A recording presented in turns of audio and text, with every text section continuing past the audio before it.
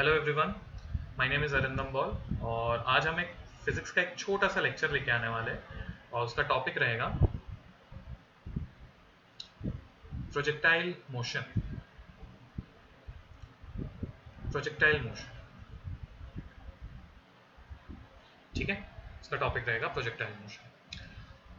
अब समझते हैं हम इस चीज़ को कि प्रोजेक्टाइल मोशन क्या होता है ना। आप सभी ने प्रोजेक्टाइल मोशन को फील किया, आपने देखा है अपनी लाइफ में, but you might not be able to recognise it कि इसको प्रोजेक्टाइल मोशन कहते हैं, ठीक है। तो देखते हैं, मान लीजिए एक हॉरिजॉन्टल सरफेस है, ठीक है।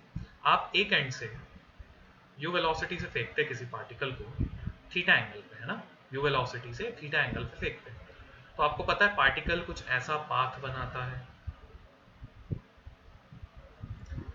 और ये गिर जाता है जमीन पर, ठीक है। तो ये जो पाथ वो बना रहा है ना, आप सबको पता है यही पाथ बनेगा क्योंकि आप सबने शायद क्रिकेट खेला है, फुटबॉल खेला, आपने बॉल को थ्रो किया है, किक किया है, हिट किया है, ठीक है। तो आपको पता है कि ये पार्टिकल ये वाला पाथ बनाने वाला है। मेरा सवाल ये है कि पाथ यही क्यों रहेगा, पाथ कुछ और क्यों नहीं है, ठीक है। समझते हैं इस चीज को, है ना। सबसे पहले तो आप ये जान लीजिए projectile motion is basically a 2D और मोशन इन अ प्लेन। ये कैसा मोशन है? 2 डायमेंशनल मोशन है, या फिर आप इसको एनसीईआरटी की लैंग्वेज में कह सकते हैं मोशन इन अ प्लेन है, ठीक है। मोशन इन अ प्लेन का क्या मतलब होता है कि path of the particle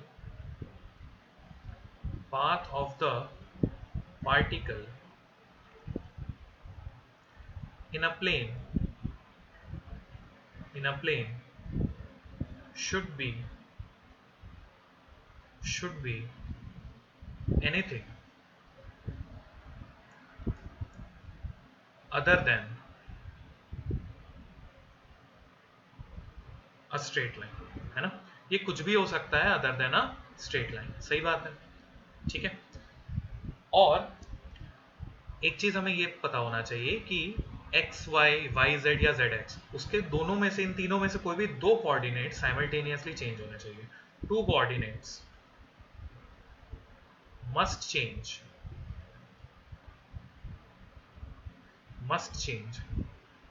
simultaneously, okay. मतलब कि या तो एक्स वाई चेंज हो जाए साथ में, या तो जेड एक्स चेंज हो जाए साथ में, या तो वाई जेड चेंज हो जाए साथ में, है ना। तीनों में से कोई भी दो कोऑर्डिनेट साथ में चेंज होने चाहिए। अच्छा, तो एक बात समझते हैं हम लोग यहाँ पर। सपोज कीजिए ये वाई एक्सिस है और ये वाला एक्स एक्सिस है ना। अगर पार्टिकल कुछ ऐसा चल रहा है, मान लीजिए कुछ इस तरीके से चल रहा है पार्टिकल,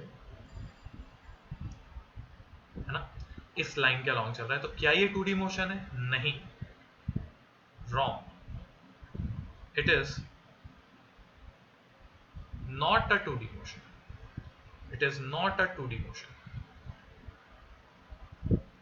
ठीक है। ये एक 2D मोशन नहीं है। क्यों नहीं है ये 2D मोशन?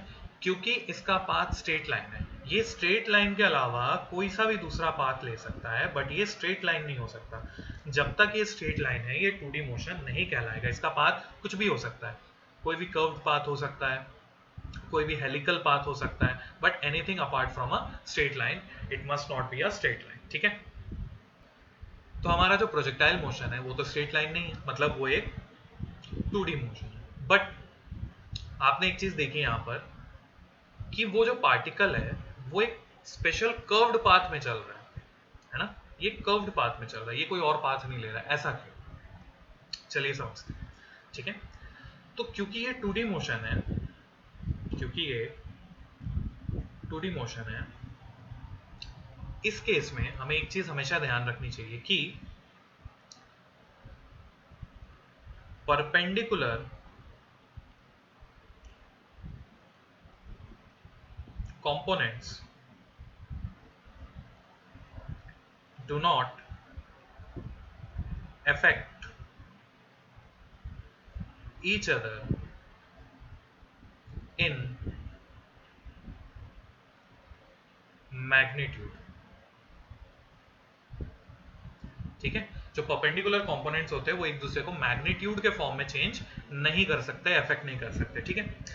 अच्छा, मैंने मैग्नीट्यूड क्यों बोला, डायरेक्शन क्यों नहीं बोला साथ में? चलिए इसको समझते हैं, है ना। सपोज करिए मैं यहाँ पर एक एग्जांपल लेता हूँ सर्कुलर मोशन का, ठीक है। ये एक सर्कल है ना, इसमें एक पार्टिकल जो है गोल घूम रहा है। मान लीजिए ये वेलोसिटी u है और ये वेलोसिटी u है और ये वेलोसिटी भी u है और ये वेलोसिटी भी है ना। मतलब एक पार्टिकल है जो इस सर्कल के अलोंग घूम रहा है u वेलोसिटी से, मतलब कि ये एक यूनिफॉर्म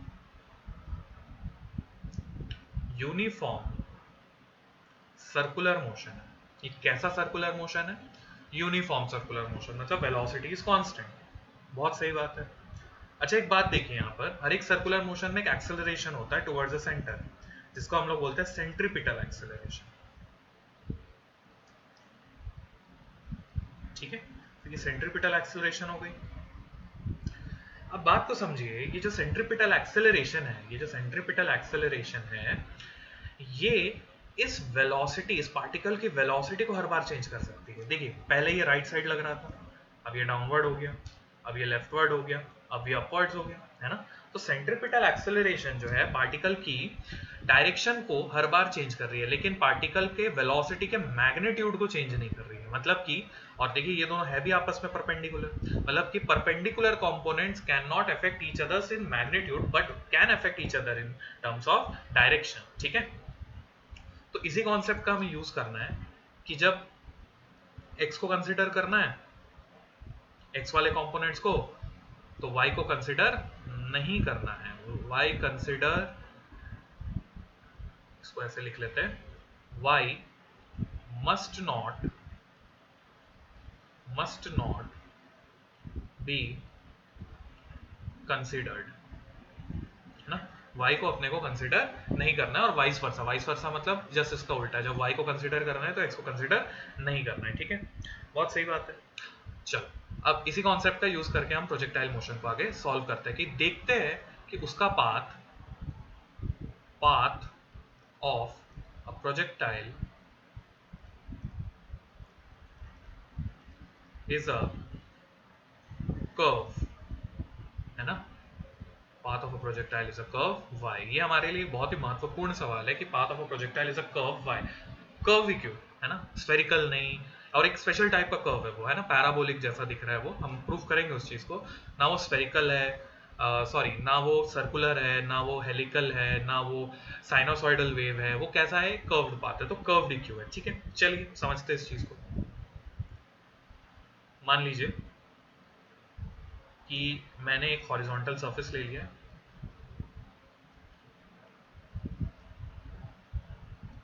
ठीक है।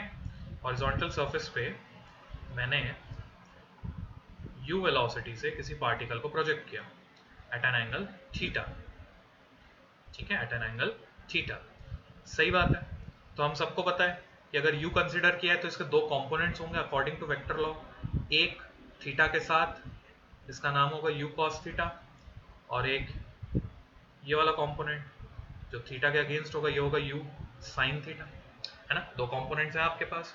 और पाथ, चलिए पाथ की अभी बात नहीं करते, लेकिन पाथ हमको पता है कि ऐसा कुछ होने वाला है ना, ऐसा कुछ होने वाला है पाथ। सही बात है। अब चलिए हम क्या करते हैं, हम इक्वेशन ऑफ मोशंस का यूज करते हैं। इक्वेशन ऑफ मोशन का यूज करते हैं, है ना। इक्वेशन का मोशन का यूज करते हैं पहले अलोंग y एक्सिस, और दूसरी बार यूज करते हैं अलोंग x एक्सिस, ठीक है। पहली बार हमने किसके साथ यूज किया, अलोंग y एक्सिस, और दूसरी बार किसके साथ यूज करेंगे, अलोंग x एक्सिस। सही बात है। चलिए तो सबसे पहले यूज करते हैं equation of motion along y axis. सबसे पहले y एक्सिस में इक्वेशन ऑफ मोशन लगाते हैं हम लोग, है ना। तो फिर हम यूज करते हैं यहां पर सेकेंड इक्वेशन ऑफ मोशन को, ठीक है। सेकेंड इक्वेशन ऑफ मोशन का हम यहां यूज करेंगे, ठीक है। सेकेंड इक्वेशन क्या कहता है हमारा, s is equal to ut plus half 80 square, यही है आपका सेकेंड इक्वेशन। अच्छा, डायग्राम को देखिए थोड़ा।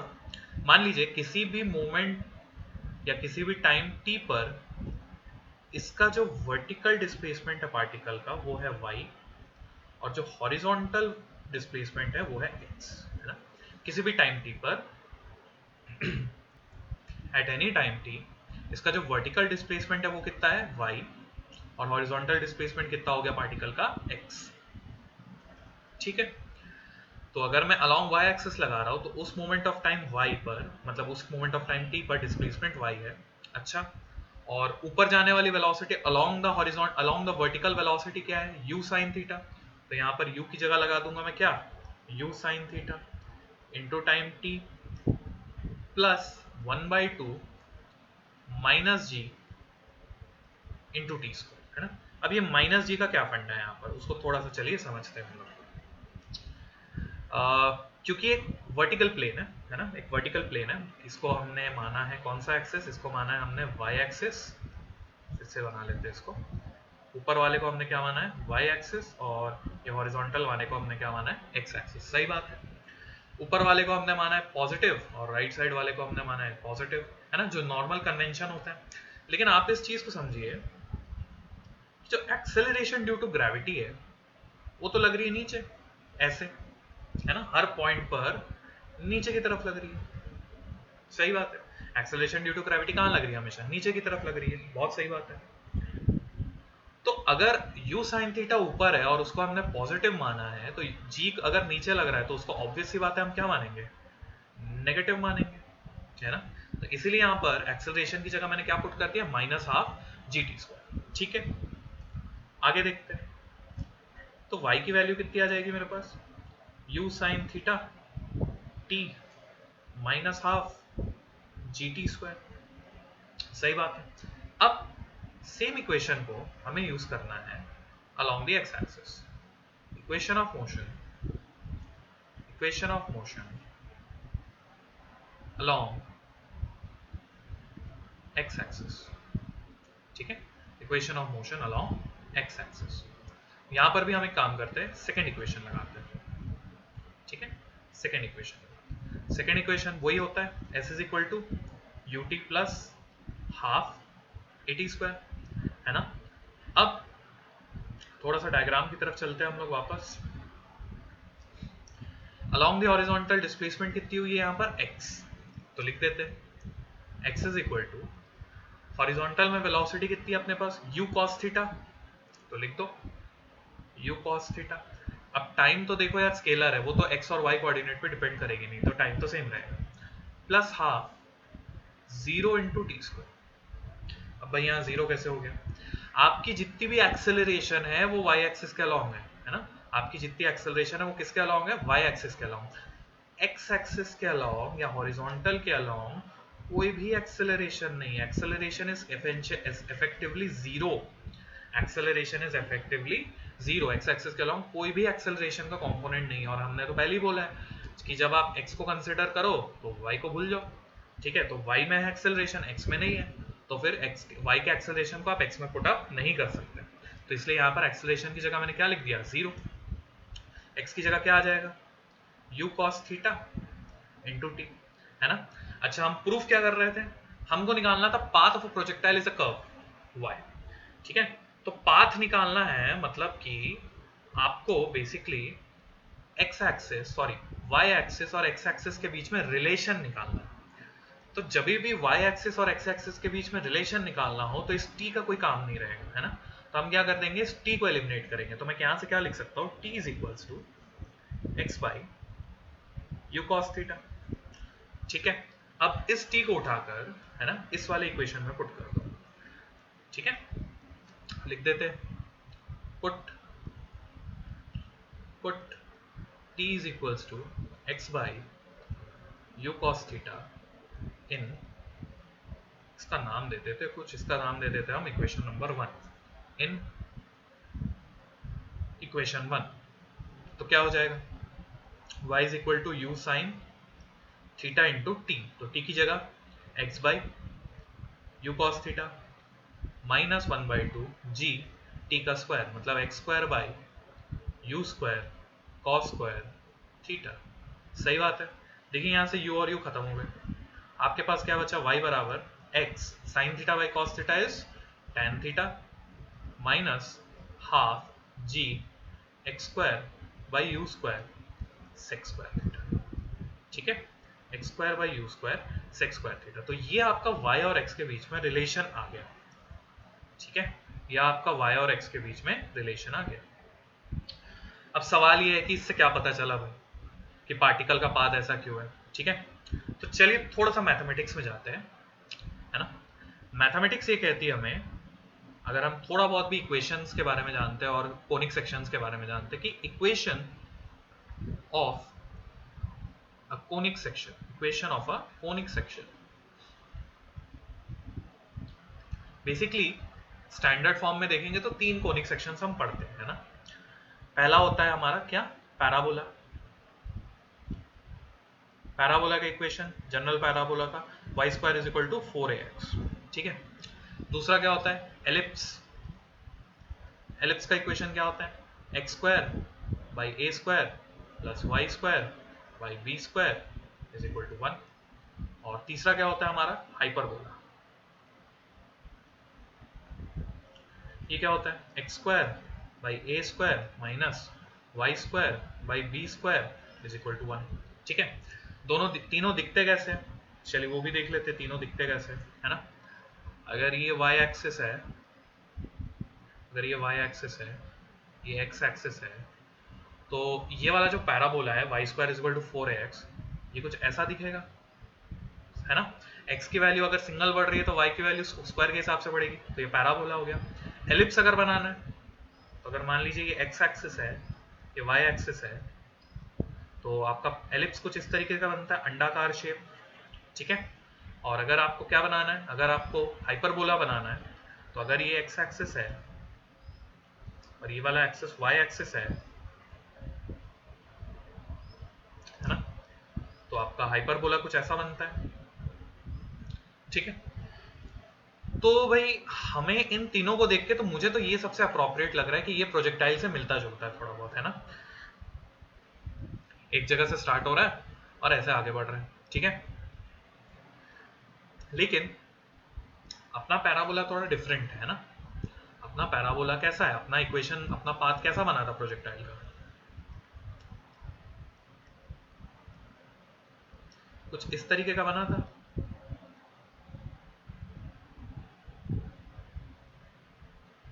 है ना, कुछ ऐसा बना था। मतलब यहां पर एक चीज तो पता चल रही है कि अगर y सिंगल बढ़ रहा है, y अगर यहाँ 2 है तो x यहाँ पर 4 हो जाएगा, है ना। x ज्यादा बढ़ रहा है, मतलब मुझे इतना तो पता चल गया कि x is proportional to y square का रिलेशन होना चाहिए यहाँ पर। ठीक है, या फिर y is proportional to x square का कौन सा रिलेशन होना चाहिए, पहला वाला कि दूसरा वाला। करेक्ट है, दूसरा वाला रिलेशन, है ना।